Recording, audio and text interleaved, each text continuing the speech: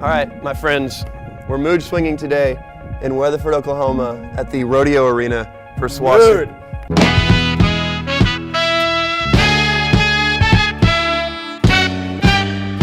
Yep. Easton. Jonny. Hello. Hey, man. I'm swinging a lot more than you are so far. Should I slow down? I've always been a chill swinger. Swinger? Yeah. Yeah, welcome to Weatherford, Oklahoma. Dude, you're a dad now. That is something that I wanted to talk to you about. Being a father changes your world. I mean, Yeah. you live a certain way, and then you get married and you live a certain way. Yeah. You adapt once, Yeah. but then you have a child, and you're both having to adapt together in this lifestyle that you've both already adapted to create.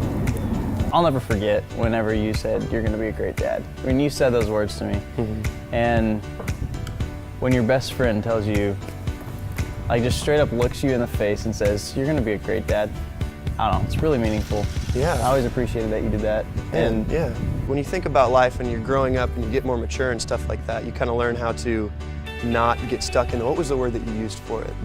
It was an M word. Oh, the M word. Yeah. You get stuck in mundane. The mundane. Yeah, so life has this nature every once in a while to like cause you to gravitate towards the mundane things. It's almost a trap. To think of it in the context of when you get trapped in the mundane and the day-to-day, and you're not allowing yourself the freedom to live and explore and be spontaneous a little bit. I mean, this to me is like one of the most spontaneous things that I can do. Right. But if you're not allowing yourself to live a little bit, then I would say there isn't as much quality of life there because you're in a sense trapped in that mundane. I actually just started this incredible Bible study with a group of men, and he talks about how God created man to seek adventure. There's always going to be something in us that is seeking the wild, the untamed. So he talks about like man being wired to seek adventure. Yeah, That sounds like my flavor. the male species. He says men are always seeking validation.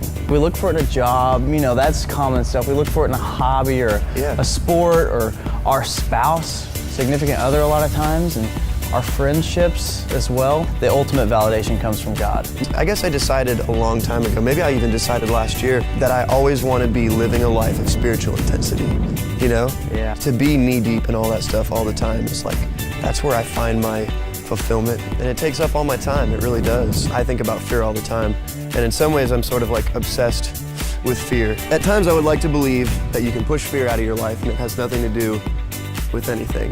It's just not the truth, right? It changes the game when you get married.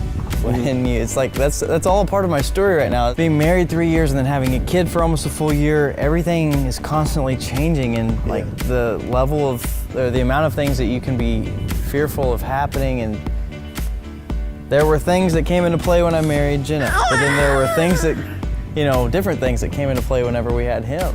God, I'm like truly scared of what is happening, what is going on. And I think that's what fear is anyways, is just wherever the devil can get in with a little ounce of fear and allow it to grow from an ounce to a ton. Right.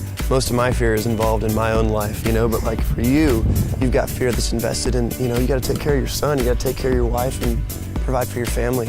I wonder if I can actually like stand up and get the mood to face while I'm swinging. You did it right there. Look at that. So one thing I really worry about is, am I gonna be too hard on my kid? Yeah. Am I gonna push him beyond a point to where he, I don't know, doesn't see me as a credible source of motivation? Or I would say just, you know, I've seen movies where parents don't even like pay attention to their kids. I don't know if you've ever seen Tarzan before, but when Tarzan kind of became like a part of, I have, you know, the monkey tribe that he tried to join up with. Yeah. Like, you know, Kerjak just wasn't having it. That's such a tough place. Yeah.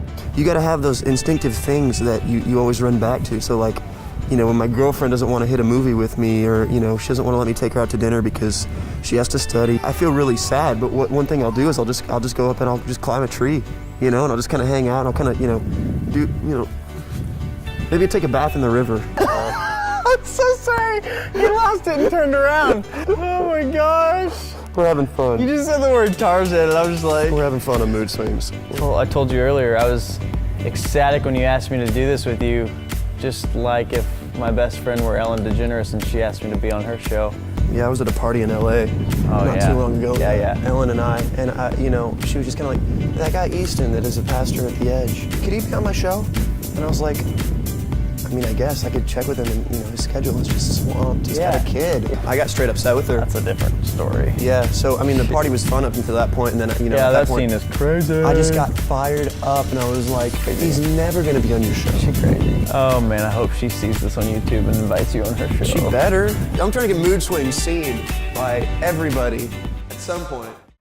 Everything has a why, and it's so unsettling when the answer is because I said so or just because. Why am I a follower of Christ? Because I truly believe He is the one and only God. Why do I love to serve at church? Well, I truly believe that it is more blessed to give than to receive. Why do I go to the gym every day? Like, why I strive for 6 days a week? My why for that was so that I can be fit for the mission that God has called me to fulfill.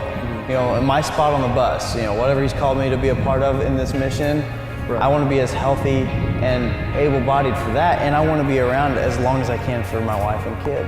There is no just do. There's no because I said so. Everything has a why, and I encourage everybody to find their why for whatever they do.